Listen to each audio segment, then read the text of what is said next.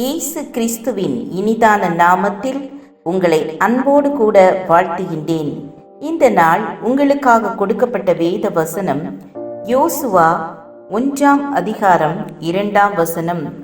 என் தாசனாகிய மோசே மரித்து போனான். இப்பொழுது நீயும் இந்த ஜனங்கள் எல்லாரும் எழுந்து இந்த யோர்தானை கடந்து இஸ்ரவேல் புத்திரருக்கு நான் கொடுக்கும் தேசத்துக்கு போங்கள். இஸ்ரவேலரை மோசே எகிப்திலிருந்து அழைத்து கொண்டு வருகிறார். ஒரு பெரிய தலைவர் இந்த மோசே. ஆண்டவரோடு முகமுகமாய் பேசினவர் மோசே.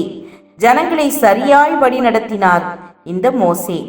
மரித்து போன பின்பு இஸ்ரவேல் கோத்திரமே ஸ்தம்பித்து போனது. மோசேக்கு பின்னே தலைவனாய் வரவேண்டிய யோசுவா என்ன செய்வதென்று தெரியாமல் திகைத்து போனான். ஆண்டவர் இப்பொழுது யோசுவாவோடு பேசுகிறார்.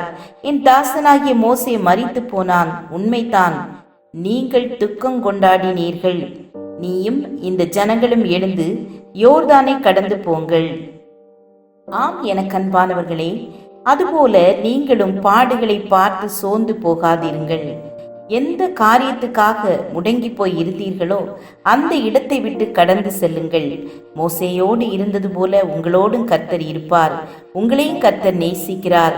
ஆகவே இந்த பாடுகளை கடந்து செல்ல கர்த்தர் உங்களுக்கு உதவி செய்வார்.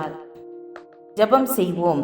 எங்களை நேசிக்கிறதான அன்பின் பிதாவே, பிரச்சனைகள் நிமித்தம் கலங்கி போய் வேதனைகளோடு இருக்கிற பிள்ளைகளை ஆற்றி தேற்றுங்க, பலப்படுத்துங்க. இயேசுவின் நாமத்தில் பிதாவே, ஆமேன், ஆமேன். God bless you.